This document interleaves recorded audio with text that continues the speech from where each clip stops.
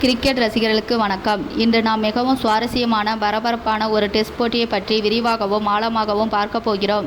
இங்கிலாந்து மற்றும் நியூசிலாந்து அணிகளுக்கு இடையிலான லண்டன் லார்ட்ஸ் மைதானத்தில் நடைபெற்ற முதல் டெஸ்ட் போட்டி பல எதிர்பாராத திருப்பங்களையும் அனல் பறக்கும் பந்துவீச்சையும் தனித்துவமான சாதனைகளையும் தன்னுள் அடக்கிய ஒரு கிளாசிக் டெஸ்ட் போட்டியாக அமைந்திருக்கிறது.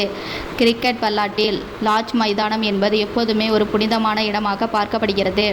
அந்த வகையில் லார்ட்ஸ் மைதானத்தில் நடைபெறும் 150வது டெஸ்ட் போட்டி இது என்பது இந்த போட்டிக்கு மேலும் ஒரு வரலாற்று சிறப்பை கொடுத்தது. இந்த வரலாற்று சிறப்புமிக்க போட்டியில் இங்கிலாந்து அணி நியூசிலாந்தை 115 ரன்கள் வித்தியாசத்தில் வீழ்த்தி 3 போட்டிகள் கொண்ட இந்த டெஸ்ட் தொடரில் 1/0 என்ற கணக்கில் முன்னிலை பெற்றுள்ளது. இந்த போட்டி எப்படி நடந்தது? ஆட்டத்தின் போக்கை மாற்றி திருப்புமுனைகள் என்ன? இரண்டு அணிகளுக்கும் உலக டெஸ்ட் சாம்பியன்ஷிப் தரவரிசையில் இது எத்தகைய தாக்கத்தை ஏற்படுத்தும் என்பது குறித்த முழுமையான மற்றும் ஆழமான பகுப்பாய்வை இப்பொழுது நாம் தொடர்ந்து பார்க்கலாம். போட்டி தொடங்குவதற்கு முன்பே இரு அணிகளும் தீவிரமான பயிற்சியிலும் வியூகங்களை அமைப்பதிலும் மும்முரமாக இருந்தன. டாஸ் வென்ற நியூசிலாந்து அணியின் கேப்டன் சற்றும் தயங்காமல் முதலில் பந்துவீச்சை தேர்வு செய்தார். இதற்கு மிக முக்கியமான காரணம் லார்ட்ஸ் மைதானத்தில் ஆடுகளத்தன்மையும் அங்கு நிலவிய வானிலையும் தான். இங்கிலாந்தில் பொதுவாக காலையில் வானம் மேகமூட்டத்துடன் காணப்படும். குளிர்ந்த காற்று வீசும். இத்தகைய சூழ்நிலை வேக பந்துவீச்சாளருக்கு, குறிப்பாக பந்தை ஸ்விங் செய்யும் பந்துவீச்சாளர்களுக்கு சொர்க்கமாக அமையும். ஆடுகளத்தில் இந்த லேசான ஈரப்பதமும் பச்சை நிற புற்களும் நியூசிலாந்து வேகப்பந்து வீச்சாளர்களின் கண்களில் ஒரு புதிய வெளிச்சத்தை ஏற்படுத்தியது. இந்த சாதகமான சூழ்நிலையை பயன்படுத்திய இங்கிலாந்து அணியை குறைந்த ரன்களில் சுருட்டி விட வேண்டும் என்பதுதான் நியூசிலாந்து அணியின் மிக முக்கியமான திட்டமாக இருந்தது. பேட்டிங் செய்ய களமிறங்கிய இங்கிலாந்து அணிக்கு ஆரம்பமே பெரும் அதிர்ச்சியாக அமைந்தது. நியூசிலாந்து வேகப்பந்து வீச்சாளர்கள் மிக துல்லியமாக லைன் மற்றும் லென்த்தை கடைபிடித்து பந்து வீசினர்.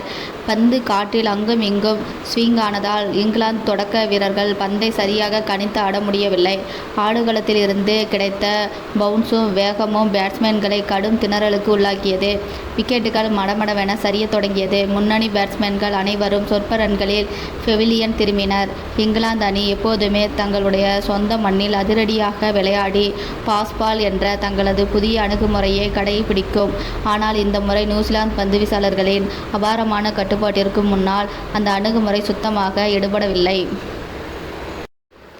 இந்த சரிவிலிருந்து இங்கிலாந்து அணியை மீட்கும் பொறுப்பு ஹாரி புரூக்கின் தோள்களில் விழுந்தது. ஒரு பக்கம் விக்கெட்டுகள் சரிந்து கொண்டே இருந்தாலும் மறுபக்கம் மிகவும் பொறுப்பாகவும் அதே சமயம் தனக்கு சாதகமாக வரும் பந்துகளை நேர்த்தியாக பவுண்டரிகளுக்கு விரட்டியும் ஹாரி புரூக் ஒரு சிறந்த ஆட்டத்தை வெளிப்படுத்தினார். கடுமையான அழுத்தத்திற்கு மத்தியிலும் அவர் அடித்த 56 ரன்கள் இங்கிலாந்து அணிகளுக்கு மிகப்பெரிய ஆறுதலாக அமைந்தது. அந்த ரன்கள் இல்லை என்றால் இங்கிலாந்து அணியின் நிலைமை இன்னும் மோசமாயிருக்கும். இருப்பினும் மற்ற பேட்ஸ்மேன்களிலிருந்து எந்த ஒரு பெரிய ஒத்துழைப்பும் கிடைக்காததால் இங்கிலாந்து அணி தனது முதல் இன்னிங்ஸில் வெறும் 140 ரன்களுக்கு சுருண்டது. இது இங்கிலாந்து ரசிகர்களுக்கு பெரும் ஏமாற்றத்தை அளித்தது. சொந்த மண்ணில், அதுவும் வரலாற்று சிறப்புமிக்க லார்ட்ஸ் மைதானத்தில் இங்கிலாந்து அணி இப்படி ஒரு மோசமான பேட்டிங்கை வெளிப்படுத்தும் என்று யாருமே எதிர்பார்க்கவில்லை. இதனைத் தொடர்ந்து 140 ரன்கள் என்ற இங்கிலாந்தின் சிறிய ஸ்கோரை எதிர்த்து தனது முதல் இன்னிங்ஸை தொடங்கிய நியூசிலாந்து அணி மிக எளிதாக இங்கிலாந்தின் ஸ்கோரை தாண்டி ஒரு மிகப்பெரிய முன்னிலை பெறும் என்றுதான் கிரிக்கெட் விமர்சகர்களும் ரசிகர்களும் எதிர்பார்த்தார்கள். ஆனால் கிரிக்கெட் என்பது எப்போதுமே நிச்சயமற்ற ஒரு விளையாட்டு என்பதை இந்த போட்டி மீண்டும் ஒரு முறை நிரூபித்தது. இங்கிலாந்து அணியின் பந்துவீச்சாளர்கள், குறிப்பாக ஆலி ராபின்சன், நியூசிலாந்தின் அணிக்கு ஒரு மிகப்பெரிய சிம்ம சொப்பனமாக மாறினார். ஆடுகளம் இன்னும் வேகப்பந்து வீச்சுக்கு சாதகமாகவே இருந்ததால் இங்கிலாந்தின் பந்துவீச்சாளர்கள் அதை மிக சரியாக பயன்படுத்தி கொண்டனர். ஆலி ராபின்சனின் பந்துவீச்சு மிரட்டலாக இருந்தது. அவருடைய உயரம் அவருக்கு இயற்கையாகவே நல்ல பவுன்ஸை கொடுத்தது. அதோடு பந்தை இருபுறமும் ஸ்விங் செய்யும் அவருடைய திறமை நியூசிலாந்து பேட்ஸ்மேன்களை விக்கித்து நிற்க செய்தது. எந்த பந்து உள்ளே வரும், எந்த பந்து வெளியே போகும் என்று கணிக்க முடியாமல் நியூசிலாந்து வீரர்கள் தவித்தனர். டாம் லாதம், கேன் வில்லியம்சன் போன்ற உலகத்தரம் வாய்ந்த ஜாம்பவான்கள் கூட ஆலி ராபின்சனின் துல்லியமான பந்துவீச்சுக்கு விடை தெரியாமல் ஆட்டமிழந்தனர். ராபின்சன் தொடர்ந்து அச்சுறுத்தலை ஏற்படுத்தி 5 விக்கெட்டுகளை கைப்பற்றி அசத்தினார். இதன் விளைவாக ஒரு பெரிய முன்னிலையை எதிர்பார்த்த நியூசிலாந்து அணி இங்கிலாந்தின் பந்துவீச்சை சமாளிக்க முடியாமல் வெறும் 113 ரன்களுக்கு அனைத்து விக்கெட்டுகளையும் இழந்து சுருண்டது. இங்கிலாந்து அணி முதல் இன்னிங்ஸில் 27 ரன்கள் முன்னிலை பெற்றது. இது பார்ப்பதற்கு சிறிய முன்னிலையாக தெரிந்தாலும் இது போன்ற குறைந்த ஸ்கோர்கள் கொண்ட போட்டியில் அந்த 27 ரன்கள் என்பது மிகப்பெரிய தாக்கத்தை ஏற்படுத்தக்கூடியது. இரண்டாவது இன்னிங்ஸை தொடங்கிய இங்கிலாந்து அணிக்கு நியூசிலாந்து சவால் விடும் வகையில் ஒரு வலுவான இலக்கை நிர்ணயிக்க வேண்டிய மிகப்பெரிய பொறுப்பு இருந்தது. 27 ரன்கள் முன்னிலையுடன் இரண்டாவது இன்னிங்ஸை தொடங்கிய அந்த அணிக்கு அறிமுக வீரர் எமிலிகோ கே மிகப்பெரிய பலமாக அமைந்தார். இது அவருக்கு முதல் சர்வதேச டெஸ்ட் போட்டி என்ற எந்த ஒரு பதட்டமும் அவருடைய ஆட்டத்தில் தெரியவில்லை. மிகவும் முதிர்ச்சியுடனும் அபாரமான நம்பிக்கையுடனும் அவர் நியூசிலாந்து பந்துவீச்சாளர்களை எதிர்கொண்டார்.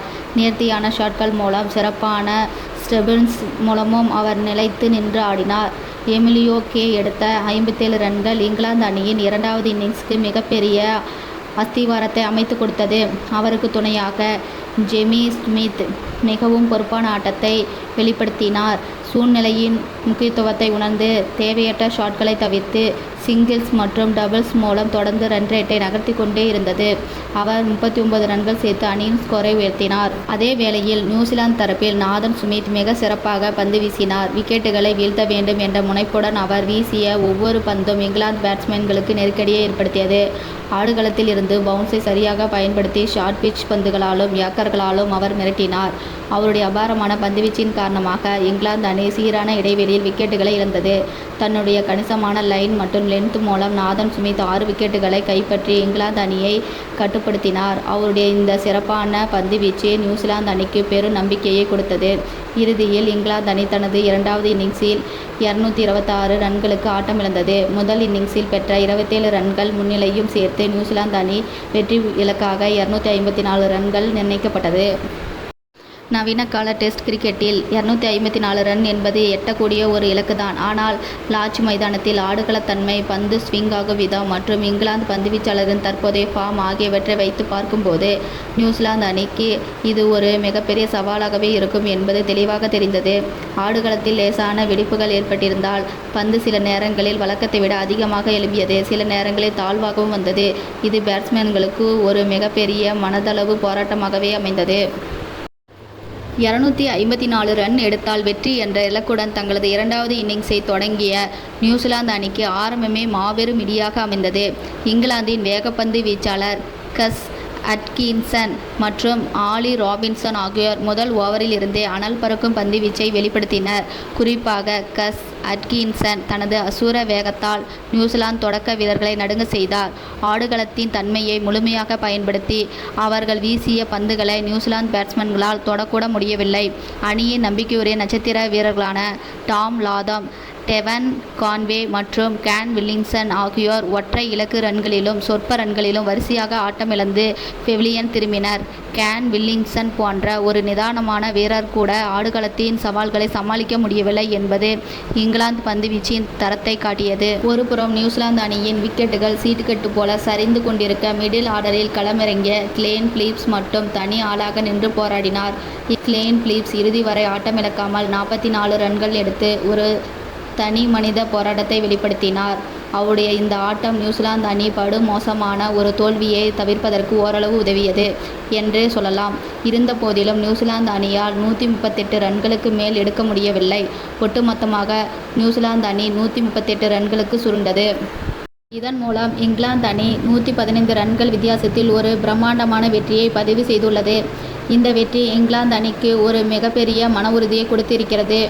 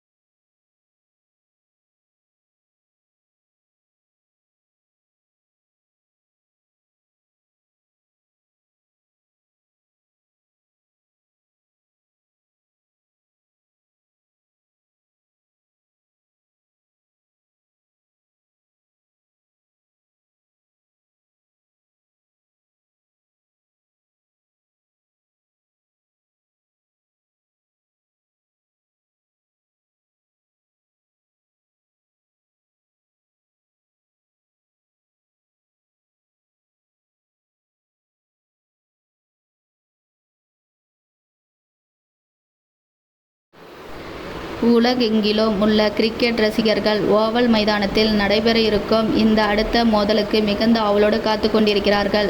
ஓவல் ஆடுகளமும் வேகப்பந்து வீச்சுக்கு கை கொடுக்குமா அல்லது பேட்ஸ்மேன்களுக்கு சாதகமாக அமையுமா என்பதை பொறுத்திருந்துதான் பார்க்க வேண்டும். இந்த போட்டி பற்றி உங்களுடைய கருத்துக்கள் என்ன? எந்த அணி இந்த தொடரை கைப்பற்றும் என்று நீங்கள் நினைக்கிறீர்கள் என்பதை மறக்காமல் கமெண்ட் செக்ஷனில் பதிவு செய்யுங்கள். தொடர்ந்து இதுபோல ஆழமான மற்றும் சுவாரஸ்யமான கிரிக்கெட் செய்திகள், பகுப்பாய்வுகள் மற்றும் புள்ளி விவரங்களை தெரிந்து கொள்ள நமது சேனலுடன் இணைந்திருங்கள். மீண்டும் அடுத்த ஒரு சிறப்பான கிரிக்கெட் அலசலில் உங்களை சந்திக்கிறேன். நன்றி.